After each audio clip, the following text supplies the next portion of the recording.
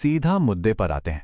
आज की इस चर्चा में हम एक बहुत ही गहरे दार्शनिक विचार को गहराई से समझने वाले हैं, समय, रणनीति और इंसानी लचीलेपन की ताकत के बारे में।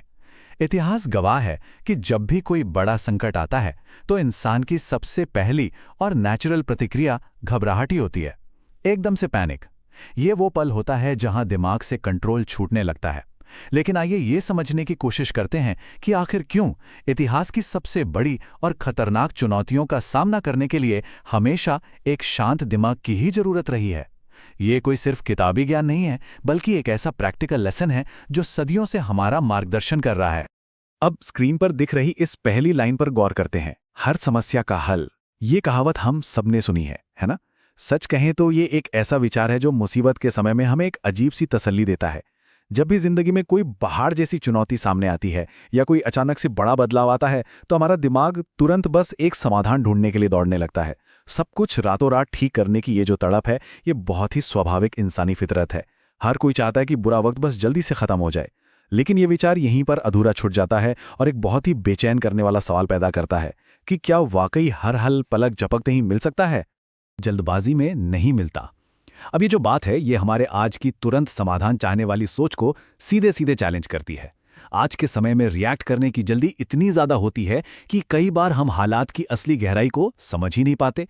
जब दिमाग बुरी तरह से विचारों और भावनाओं में उलझा हो तो तुरंत लिया गया एक्शन अक्सर स्थिति को सुधारने के बजाय और भी ज्यादा बिगाड़ देता है। देखिए, स्पीड और प्रोग्रेस, ये दोनों बिल्कुल अलग अलग चीजें हैं। किसी भी समाधान को पूरी तरह से पकने और असरदार होने के लिए समय चाहिए होता है, और इस प्रोसेस को किसी भी जल्दबाजी से बाईपास नहीं किया जा सकता। तो इसी के साथ हम आते हैं अपने पहले अहम हिस्से पर, जल्दबाजी का भ्रम। चलिए आगे बढ़ते हैं और इस दूसरे हिस्से को देखते हैं, राम की रणनीति। यहां से हमें एक बहुत ही मजबूत ऐतिहासिक और सांस्कृतिक संदर्भ मिलता है। जरा उस पल की इंटेंसिटी को महसूस करके देखते हैं। सीता का हरण हो गया। ये एक ऐसा भयंकर पल था जहां पैनिक करना, बहुत ज्यादा गुस्सा होना और बिना सोचे समझे कोई भी कदम उठा लेना दुनिया की सबसे नॉर्मल बात होती। कोई भी आम इंसान इस दिल दहला देने वाली सिचुएशन में अपना आपा खो सकता था। पूरी दुनिया उजड़ती भी महसूस हो सकती थी और तुरंत बदला लेने के लिए निकल पड़ना एक बहुत ही आम रिएक्शन होता। लेकिन ठीक यहीं पर यह उदाहरण हमें सिखाता है कि भयंकर संकट के समय में एक असाधारण लीडरशिप कैसे काम करती है। ये उस भ्रम को पूरी तरह से तोड़ देता है जहां हम भाग दौड़ और उथल पुथल को ही प्रभावी कार्यवाही मान बैठते हैं। तो असल में हुआ क्या? भावनाओं में बहकर आवेगी कदम उठाने के बजाय हमें यहां एक बहुत ही सोची समझी रणनीतिक रूपरेखा देखने को मिलती है। स्टेप 1, कोई जल्दबाजी नहीं की गई। सिचुएशन की गंभीरता को पूरी तरह से समझा और स्वीकार किया गया। स्टेप 2, एक प्रॉपर योजना बनाई गई। बिना किसी हड़बड़ी के दिशाएं तय की गई, संसाधन जुटाए गए और मजबूत सहयोगियों को साथ जोड़ा गया। और स्टेप 3, जो शायद सबसे ज्यादा क्रूशियल है, समय का इंतजार किया गया।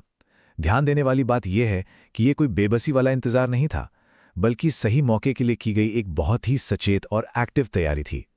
यह साफ तौर पर दिखाता है कि बिना सोचे समझे उठाया गया कदम प्रॉब्लम को सॉल्व करने के बजाय उसे और उलझा देता है। अब आते हैं इस चर्चा के तीसरे हिस्से पर, सबसे बड़ी ताकत। आखिर इस पूरी फिलॉसफी में असली शक्ति क्या है?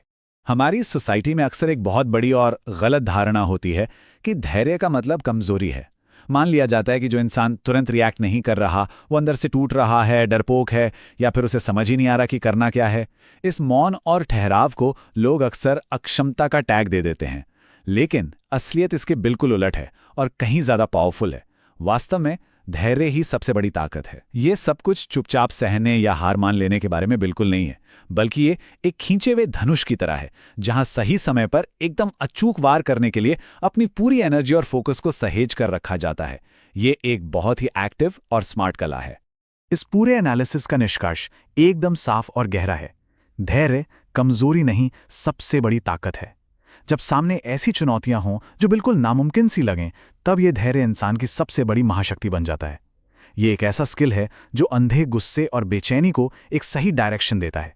ये हमें उन विनाशकारी गलतियों से बचाता है जो जल्दबाजी के कारण हो सकती हैं। जब बाहर के हालात पूरी तरह से आउट ऑफ कंट्रोल हों, चारों तरफ सिर्फ अनिश्चितता हो, तब खुद के भीतर वो अचल कंट्रोल बनाए रखना ही असल में सबसे बड़ी ताकत है। ये वो शक्ति है जो तूफान के बीच भी मजबूती से अड़ी खड़ी रहती है। और अब हम पहुंचते हैं आखिरी हिस्से पर, अंतिम प्रश्न। ये एक ऐसा सवाल है जो गहरे विचार की मांग करता है। इस पूरी चर्चा के बाद एक बहुत ही गहरा सवाल हमारे सामने आके खड़ा हो जाता है। क्या वाकई सही समय का इंतजार किया जा सकता है? आज के इस तेज रफ्तार वाली दुनिया में, जहां हर पल कुछ नया और तुरंत करने का भारी दबाव होता है, क्या हम सही पल के लिए रुकने का साहस जुटा सकते हैं? क्या हम अपने आवेग और भावनाओं को किनारे रखकर तर्क और संयम को जीतने दे सकते हैं? खैर, ये एक ऐसा विचार है जो लंबे समय तक हमारे मन में गूंजता रहेगा और ये सोचने पर मजबूर करता है कि शायद दुनिया की सबसे बेहतरीन और अजेय रणनीतियां वही होती हैं जिन्हें समय की भट्टी में पूरी तरह से पकने का मौका दिया जाता है।